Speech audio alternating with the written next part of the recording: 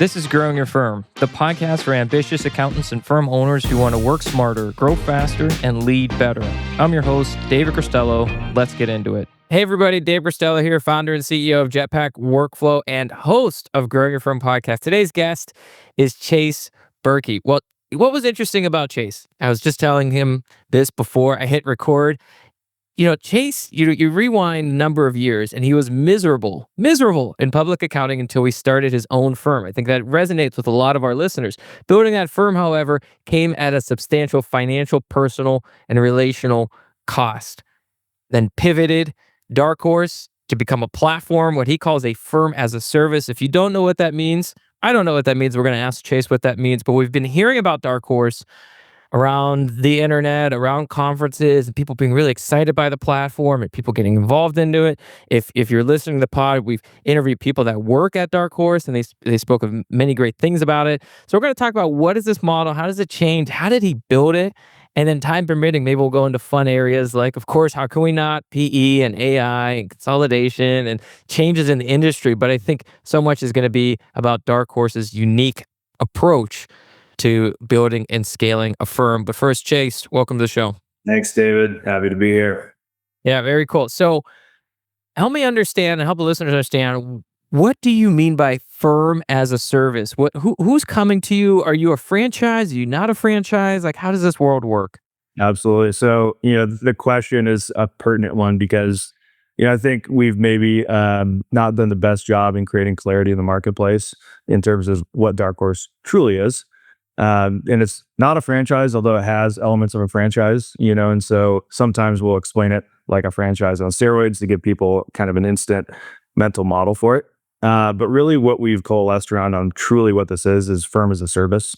And so that is not just, the software that you would need to run a CAS or tax book, but the totality of the firm infrastructure that you would need from seed to scale to exit. So it's that entire practice journey. So certain way we're boiling the ocean, right? Because the infrastructure and the resources that you need along that journey, along decades long, from start to finish is expansive and vast, and so it's been a real fun journey, but it's also been one that was far more challenging than I think I ever could have imagined, which is probably a bit of a pattern for myself as an entrepreneur that, this seems like high value and something you could for sure do. And then you get into it, it's like, damn, this is a lot more than I thought, I was getting myself into, right? So it's kind of that naivete that is both a blessing and a curse. Yeah, if you didn't have if you didn't approach things in hindsight in a naive way or in somewhat an ignorant way, you never would have started in the first place, right? Like it's the curse of knowing too much, of knowing all the pain that's coming up. So, it's also that and something you touched on earlier, which is part of my bio, which is I was miserable, right? And so there's a saying that I think it's something along the lines of necessity is the mother of all innovation, and I think you could tuck misery under that. Because what's necessary in that situation is to get out of that misery, right? And so my journey was really marked by a lot of situations where I personally was miserable, leaving that to something else, getting miserable there, leaving to something else. And so it ended up being a motivator to get me into entrepreneurship in the first place. I never really looked at myself in that vein. But when your back's against the wall, you start to realize what you're made of, and different things come into your personal and professional life that you just run with. Got it. Yeah. And misery for you, like when I hear that and I hear about running your own firm, is this the 70, 80 hour week tax grinds? Is it low profit clients that you're working a lot, but you're not making a lot? Is this ringing true for you, or what did that period look like for you? Yeah, I mean, all of those elements at different points for sure. Starting in Big Four and audit, it was the long hours. It was a subject matter that I was not really interested in, to be honest. I didn't really know what audit would be before I started day one. I took audit courses in the audit section of the CPA exam, but what the job actually is a whole lot different from, the textbooks that you read. So I was pretty instantly like, this is not something that I'm going to do for a long time. So at that point, I could get my 2 years, get my license, and figure out the next step.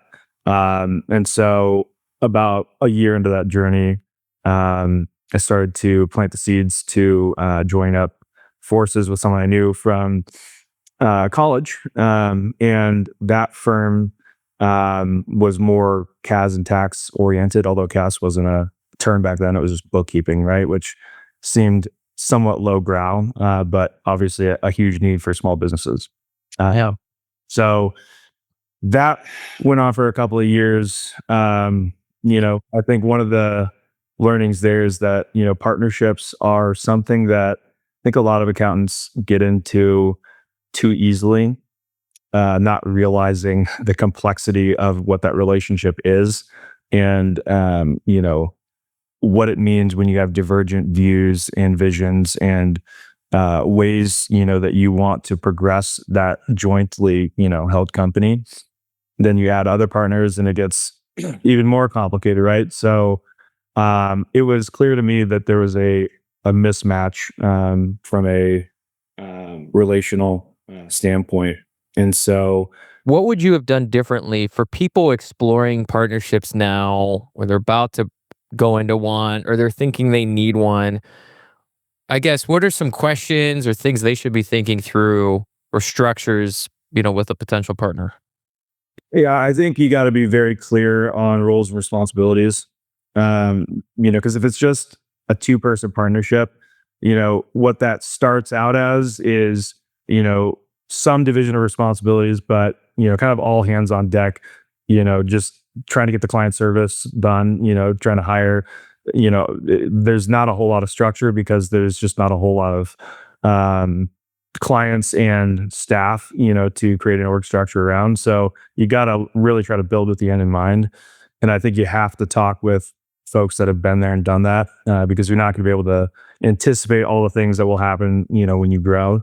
And if you don't have a clear blueprint as to, who's going to step into more of that CEO role, who's going to step more into that COO role, how you're going to be bringing on new partners and what their roles are going to be,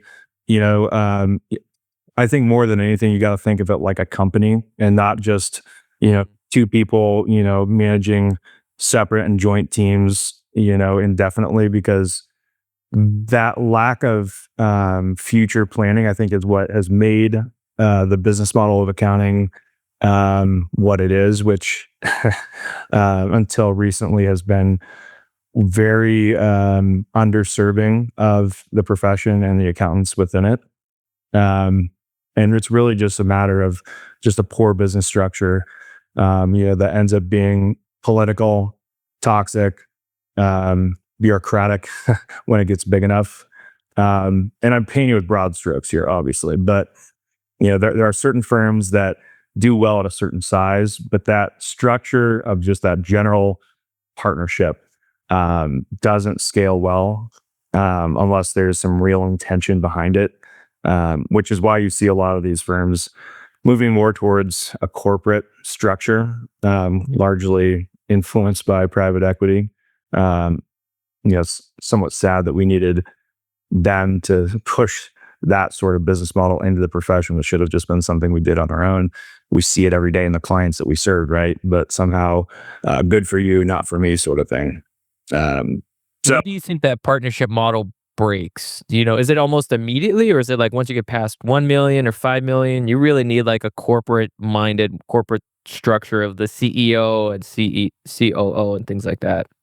yeah, I don't know if there's a certain threshold I could define. And I think it also depends on the quality of the relationship between the partners. Um, if there's really good synergies and working relationships and there's open lines of communication, I think you can push that structure a lot further than those that don't have those kind of core underlying level of trust and rapport. So, but I do think, once you get above 10 people, you really have to start to think differently as a business, because if you're going to grow beyond that, you got to start really defining some roles in leadership. You got to give people a growth path. I think a lot of small firms struggle from the standpoint of they don't have much of a brand, in terms of both talent and clients.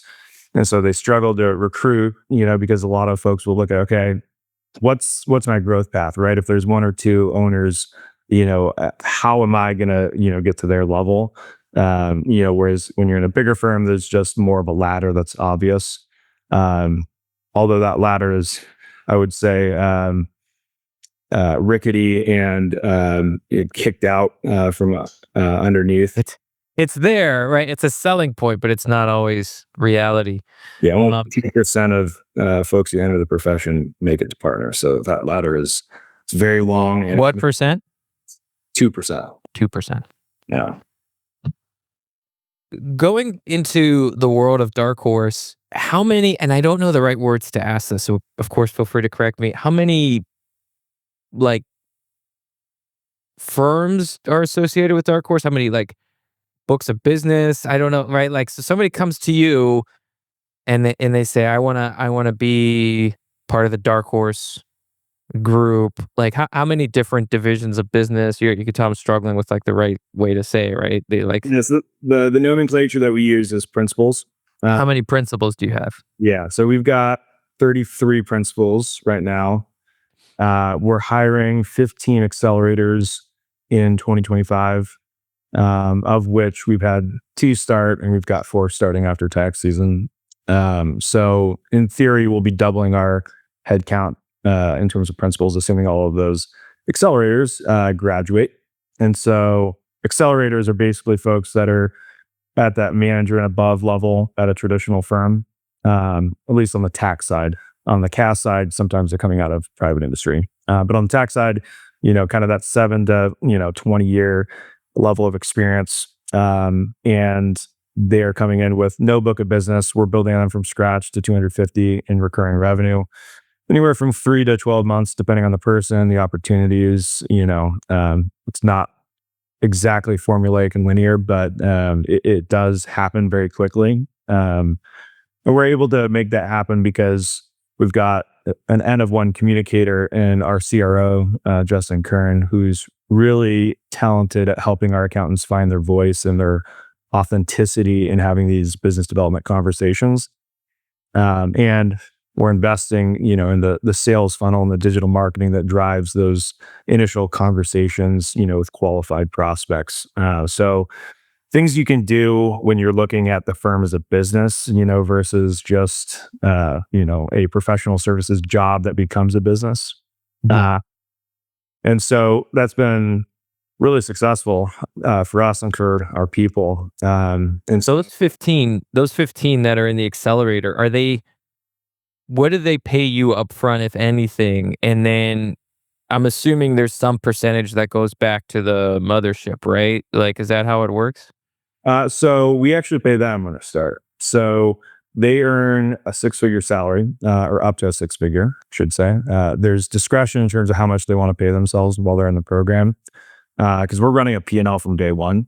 So if they are generating profit beyond, kind of their all-in cost, then their buy-in is being reduced as a result of that. If it goes the other direction, then their buy-in is being increased as a result. I see. So they have a buy-in. What's the buy-in look like? So the buy-in is $100,000. Okay. And so we require a 10% down payment. And so, that could mean they're financing 90,000. It could mean they're financing a lot less, if they were profitable in the accelerator program, or they could be financing more, right? Some folks actually just come in with all cash and, they're not financed at all from day one. So again, I'm going to ask you questions that they're like, hey, David, that's on the FAQ, but I'm going to ask it because we haven't really gone into this model on the show. So what if somebody goes through the accelerator and they get like no leads? Is that even possible? Right? Because I'm sure that'd be somebody's fear. Like, I'll give you the money, but if I come out of it and I have no business, then I'm just out money, right? So does that like ever happen? Or you just look at the lead flow in the pipeline, you're like, if you are serious about this, we'll train you up on the sales conversations, but qualified leads will not be a problem. Is that? Yeah, it never has been. We're going to be pushing the limits in terms of the number of accelerators we have going at one time, which isn't going to mean that they don't get anything. It just means they're going to get maybe less than prior accelerators that had less concurrent accelerators around them. But they're never in a position, where they would owe us as a result of the accelerator program. So not every single accelerator that we've hired has made it to principal for various reasons. And so when that happens, if the person is still viable and someone we want in the firm, then we're going to try and repurpose them elsewhere, right? Sometimes it ends up being the case that it's just not a fit. Period. Not just the accelerator program, but the firm as a whole. And so it's no risk to them other than they're probably taking a step back in terms of salary. If they're at a senior manager level, making 200,000, and then they're making 110 in the accelerator program, that's, I guess, their cost really. But there's very few people, that have not been able to make it. So it's a game plan that we have. It's a playbook. If you follow it, it works. The only thing we can't guarantee is that time frame of how long it's going to take. We've had a recent accelerator who in 4 months got above 400K. We've had others that have taken a full year, just to get above 200K. So what's the difference? Is it the conviction, confidence, or skill set in those sales calls, I'll call them, or is it the niche and offering that they go into? Like they're like, we want to do CAS for agriculture, or what is it? How much of it is the person? How much of it is maybe like, do they pick niches? Like, how does that work? Yeah, I mean, I think the majority of the determinant of someone's trajectory is based on them as a person. Some of it is opportunity based, some of it's relationship based. But those things tend to level out over time. You get to see kind of the engine, that person has in terms of their ability to grow their practice and their team and all that. Kind of levels out some of these one-off events that can make someone, come out of the gate hot, but then stall. But yeah, what are some of the like the characteristics or behaviors of like high performance accelerator? Like the people that they're coming out and they're like, you just know they're going to be multi six figure. Could be 3 months, could be 6 months, could be 12 months, but it's like inevitable. What are some of the things that you see that is distinguished among them? It's an interesting question because it's been a constant evolution in terms of our understanding of what that ICP, if you will, for an accelerator looks like. There's been folks that we thought they're just going to hit it out of the park. They're charismatic, they're warm, they're smart. Like this is a home run. And then it's anything but. It's maybe a fielder's choice instead of a home run. If you understand baseball, you get that. But so what I would say is, maybe on the other side of the coin, there's a couple of characteristics that we've found that predispose someone to not do well. And that is and for whatever reason, we've seen this more in men than we have in women. We've got, a limited sample size, so we can't say it's statistically significant. But, so for these generally men who are nicer than average, maybe outside of the bell curve in terms of being nice, being agreeable, and being content, that trio of characteristics tends to put them behind the eight ball in terms of the assertiveness that they need to have to not just get the right price and scope from the onset, but continue to maintain, that as the engagement evolves, and set boundaries and expectations with clients. And, it's not about being an asshole. It's just, as accountants, we tend to be people pleasers, to the nth degree. And if you can't hold that in check, you can very easily build a practice that just runs your life, that you can't scale. And so that's something that, when we start to see that in folks that we're interviewing. It's not that we won't hire them. It's just we pointed out that, these are great, characteristics, as a human being. However, please know that in this program, you're going to have to compartmentalize, and wear a bit of a different hat than what's natural to you, in order to be successful. And ultimately, in order to do what you want to do, which is serve your clients, make money, grow your team, like all of these things start by getting the right price, the right scope, working with the right people, setting the right expectations. I can't overemphasize the importance of getting that as right as possible from day one, because where you get it wrong, it just creates practice debt that's really hard to unwind, and just really gets you to a place where you have to make some really tough decisions, and cut a bunch of clients or have a bunch of really tough conversations in order to be able to take that next step in practice. So being nice and being agreeable would surface in essentially that accelerator, whatever, saying yes too much. Can you include this? Can you do this? Can you do that? Can I give you a call? And you're just constantly saying, sure, why not? Yeah, I could maybe price it a little bit lower. Oh, and you're just constantly chipping away at yourself, it sounds like. Is that all fair to say? Yeah, I mean, because it's that innate personality that a lot of us accountants have, and it's also a bit of a scarcity mindset that comes into it. One Yeah, I must keep this client. yes, I must keep this client. Yeah. yeah, and I mean, one of the superpowers we have as a firm is, the ability to have all of these data points and all these practices, that we can say, look, if you sign this type of client at this price and this scope, this is what is going to happen. This is the practice you're going to build because we've seen it, right? And also we have the ability to say, look, there's enough of a funnel coming in. There's enough people knocking on our door, to have this conversation, that if you say no to this client, that doesn't mean that you're just, twiddling your thumbs indefinitely, and going further into the red. And when you're on your own, I mean, you just don't have that level of confidence, right? Because there is no brand, right? It's just, you got to kind of take whatever you can to some extent in order to pay the bills, just to keep the thing going. But for us, what we end up really having to emphasize to our folks is, look, in these first 6-ish weeks, there's going to be every urge, every fiber of your being is going to want to sign clients that you shouldn't sign, because you're not doing a whole lot, right? And so you're like, well, I need to make money. I need to, start, just serving clients, right? Because otherwise, what am I doing here?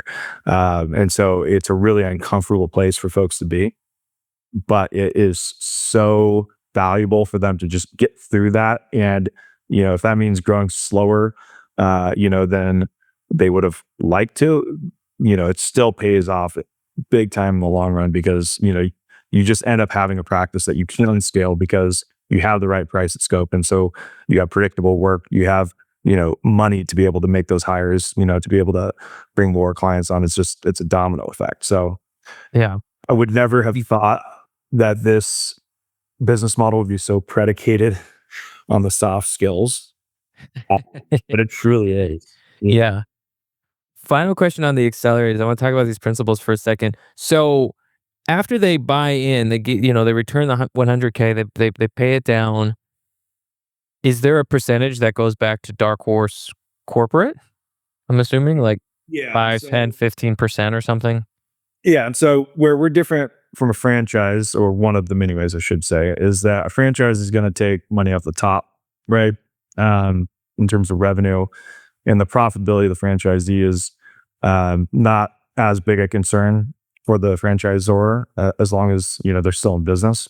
We're aligned with our folks on the bottom line, so they run a P&L within the firm, and so twice a month, on a cash basis, we're running their gross receipts, their staffing expenses, all of the directly allocable expenses to their practice, and they're retaining roughly 2/3 of that profit, in the form of W-2 wages.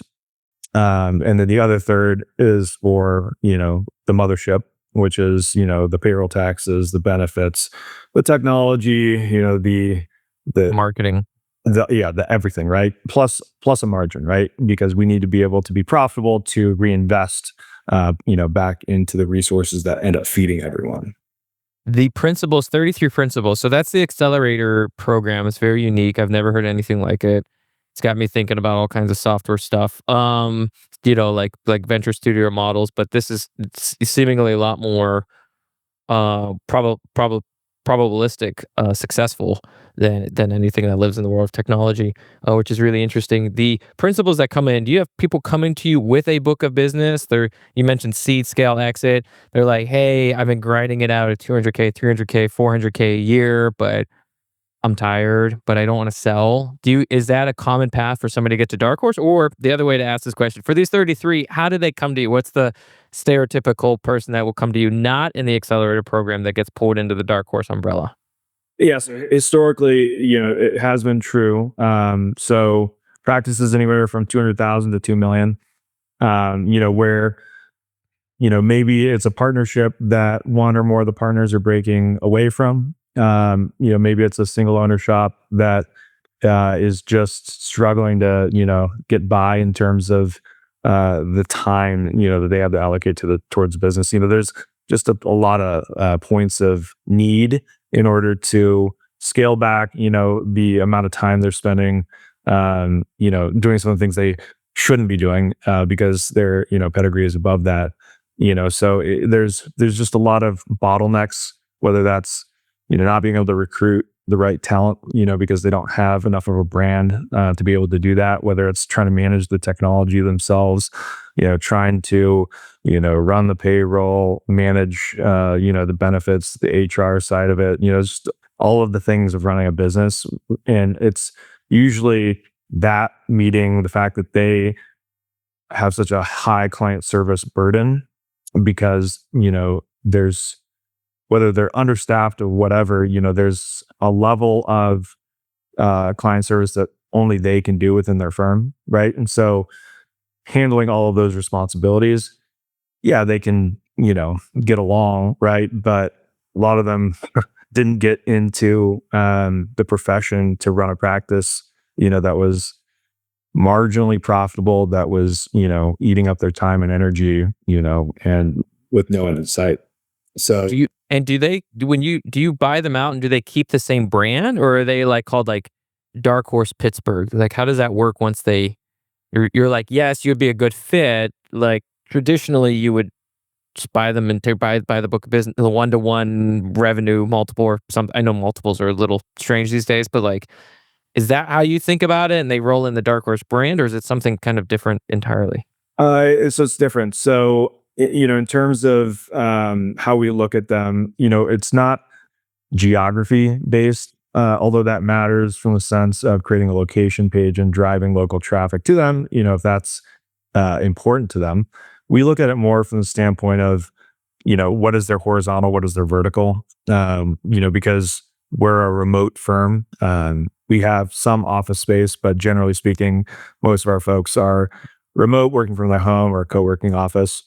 And we're sourcing clients from all across the country, right? So it's less important about where you are, unless that's important to you, which we'll support, right?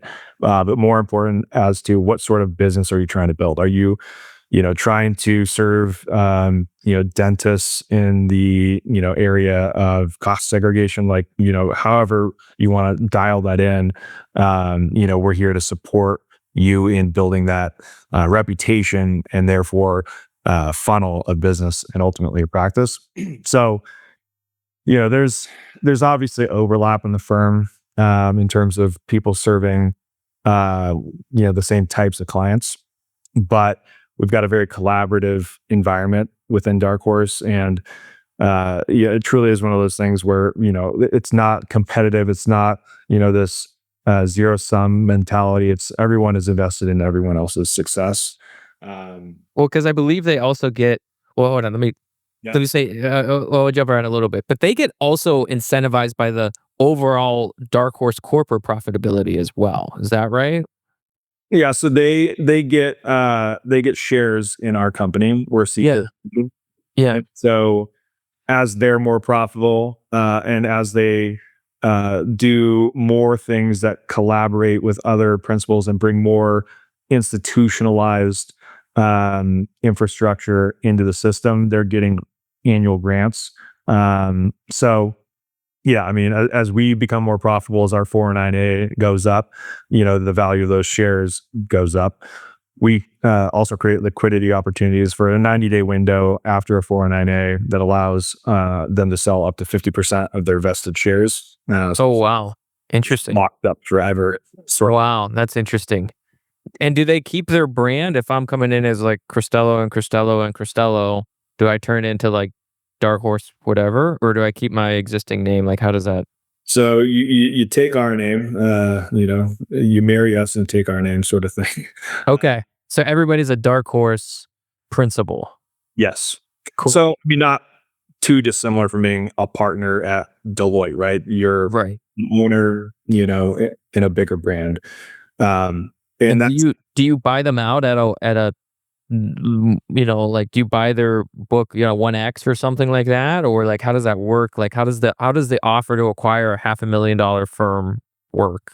and that's a great question because it gets to a core principle of who we are as a business, which is we don't take ownership over the clientele of our CPAs. So the book of business that they build is theirs.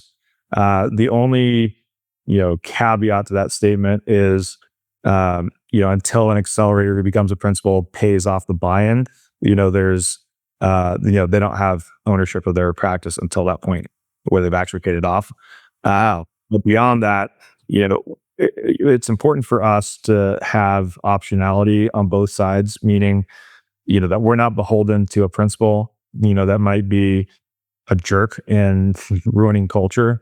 And on the other hand, if they don't think they're getting the value from Dark Horse, they're not stuck there. Oh, interesting. Yes. And so, they are our customer. And in order for that to really be true, we can't take ownership over their book because then that becomes a different type of relationship. We're trying to serve them in ways that they can't replicate on their own, or it would be moving mountains to make that happen on their own.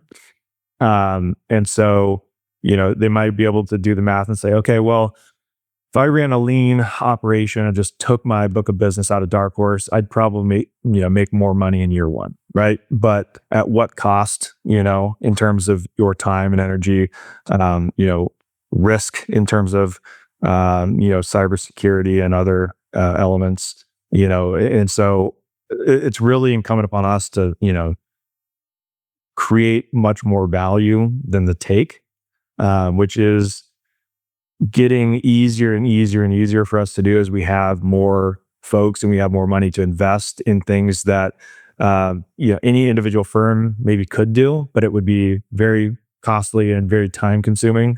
But we can do it, over a much larger headcount, amortize it, and make these sorts of things just accessible. Like an easy example would be SOC 2. We're SOC 2 compliant. And while a smaller firm could do that, what it takes to do that would be way too much cost, way too much time and distraction. They just wouldn't do it, right? But it's just one of many things we can do, at scale that just makes sense when you amortize it. So if you're not buying the book of business, you're not buying the client, you're not saying you could do this, that, and the other thing. Somebody's coming to you, $500,000 year in clients, they're making this calculation of, well, if I join Dark Horse, I'm going to take a hit to initial profitability, but I might grow faster and it might be over the long term more profitable because they can install best practices and they have a CRO and they have HR and they have this, that, and the other thing that can help me scale. So how do they have skin in the game, I guess, when they partner up with Dark Horse, they get acquired by Dark Horse? It sounds like you're not going to buy that revenue stream, if you will. But there is that profit model where they would have to, you're going to install some services and help them clean up, maybe a significant portion of their business, the back office. But like, what stops them from, like, after 2 months being like, no, and then you have all this sunk cost, right? So do they pay into you, like similar to the accelerator? Do you put something like a financial thing into them, give them some liquidity, or does none of that happen? And it really is like, here's the agreement, and there's trust, and it's like almost, I mean, I'm sure things are signed, but it's like a handshake that there's going to be value created between the two of you. So it was more the latter in the earlier days. Since then, after getting burned once or twice. Um, I guess that's what I was alluding to, right? yeah, yeah, and of course it was going to happen at some point, right? Yeah, right, right. And it's probably better to do like to get a couple people under the umbrella, and that you probably have longer relationships or longer conversations with them. But yeah, sorry to interrupt. Go ahead. Oh, you're good. So the way that we do it now is if you're bringing in a practice, there's a deposit, and that deposit is really the fully loaded payroll for you as the owner as well as your staff. Um, fully loaded meaning benefits, payroll, taxes, all that, for a 6 week calculation. So whatever that fully loaded payroll is for a month and a half, essentially, that is held as a deposit for 5 years, and it's earning 5% a year. But it's only paid out with the deposit to the extent that you get to your 5 year anniversary. So, in other words, you know, it's a store of value that will eventually pay you roughly 25% on top of what you put in, but it's there as a deposit because if you're looking at this as anything less than a 5 year journey, we're not the place for you, right? That's Yep. not what this is about. This is a try it before you buy it sort of deal. It's, we've got to make sure that the folks that we're bringing in, aren't just looking at their practice specifically, but are looking at the totality of the firm, what we're doing, that they buy into the mission, they buy into the fact that, they've got to contribute first and consume second, meaning with their peers. Because one of the ways that we really create a ton of value for practices is you can only know a fraction of accounting and tax, right? Kind of what you've been exposed to, what you've had experience with, but there's just it's such a wide breadth of subject matter that, you just only know your fraction. So as we bring more principles into the equation, we've got more experience, more expertise, more areas for collaboration, for up leveling, for domain expertise to, plant its seed and grow for the firm as a whole. But that only happens to the extent that we have folks coming in that are engaged with the community and have that mindset, that outward mindset, which actually is a book we have accelerators or candidates read. But we have to have folks come in with that mindset because if everyone's giving, then there's just so much more to go around. And the opposite is also true, right? What's the name of that book, by the way? Say that again. The outward mindset. Outward mindset. All right. Kind of a rapid fire. I'm going to ask non-rapid fire questions, and I'm going to call it the rapid fire round. So we'll see. We'll see. We'll see how this goes. I know we got about 5 minutes left. So, where to go? What acronym to go with? Let's go with AI. I feel like you have so much data, and you've seen such a diverse set of opportunities. I'm sure you've seen a lot of different tech stack and case studies for it. Where are you most optimistic or excited about AI's impact in the industry? Well, specifically for our business, going back to what I was just talking about of, this collective brain, we can really leverage the data that lives within, largely our Microsoft ecosystem because we're in every Microsoft product, including Teams Phone. And so, all of that data that we have in a SQL server, is going to be in a place that can be leveraged with LLMs over the top, and as there's more and more put into that database, whether it's conversations that are happening on Teams about a one-off county in Ohio, how you handle a certain, all these one-off things that end up being the bulk of the research that you do, there's federal issues that are complex, that you'll for sure spend time on. But a lot of what just is the stumbling block for CPAs is just the one-off stuff that is, jurisdictional, maybe is not federal, or is just such a nuanced issue that, it's not addressed in a research library like Answer Connect or Checkpoint. So aggregating all of that data and putting it in a place that can be leveraged from a knowledge standpoint, insights, obviously. I think when we talk about AI, we're in an interesting spot right now because I think some people have kind of, fallen asleep on it because, they've only really looked at it as the LLM side of things, chat GPT free version sort of things. And yeah, there's some value to it, obviously, but there's other tools that you can start to see, that are getting really good. And as soon as they get to a place where they're even better and they're combined in a productized way that makes it accessible, to us mere mortals, you're going to see some just astounding things, and these agents are going to be, I can see a world where, they're literally just following what you're doing on the screen, and then it learns, it gets a certain confidence level, and then all of a sudden, you've got an agent to prepare, a basic 1040, right?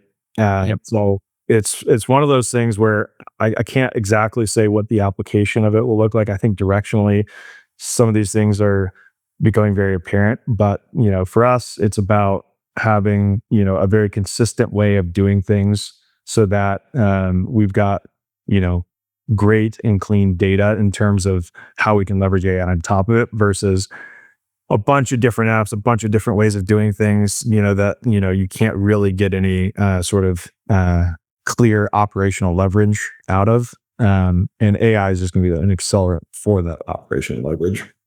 I love that. I love that. Final question, big question. PE, net positive, net negative, neutral. How do you feel about PE? Well, I feel a lot of ways.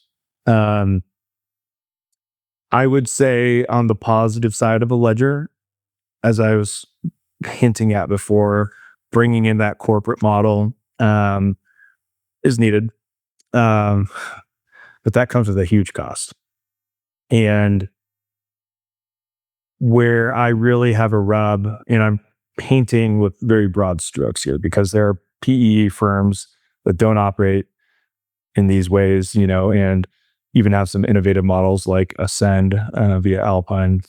But largely what you're seeing, in these bigger roll-ups in the top 400 is this level of rising partner just getting absolutely screwed. And they don't. How?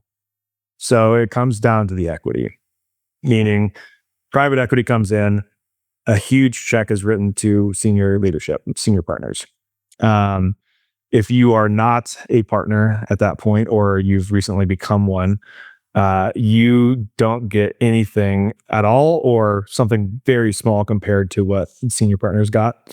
And so, private equity has preferred shares, which have a return 3 to 7-ish%, that compounds annually, and they own the majority of the firm, and then there's multiple levels of equity underneath that.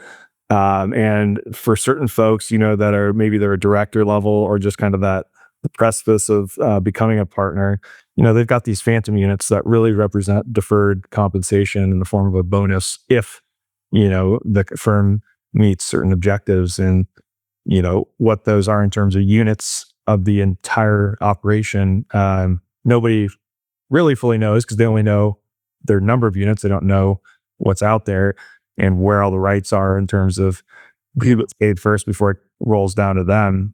So when you really look at it from what has to be true for that to be net better for that rising partner, it's a very, very, very high hurdle rate. And it's hidden behind complexity and obscurity. And I have a problem with it from the standpoint of, there was what I would call a social contract that existed in CPA firms. It used to be you work your ass off, became a partner so that you could, spend time on the golf course. And this is many decades ago. Then it became, well, you work your ass off, so you can become a partner and continue to work your ass off, but you're really profiting heavily from, that bottom of the pyramid, right?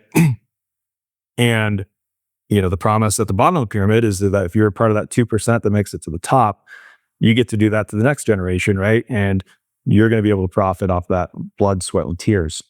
That deal was unilaterally changed by that senior leadership who took that check. And, those rising partners, are left with a firm, where they have a pretty menial level of ownership. Likely they have less earnings as a result of the scrape that needs to happen for EBITDA to be what it needs to be for the flip that happens in 3 to 7 years.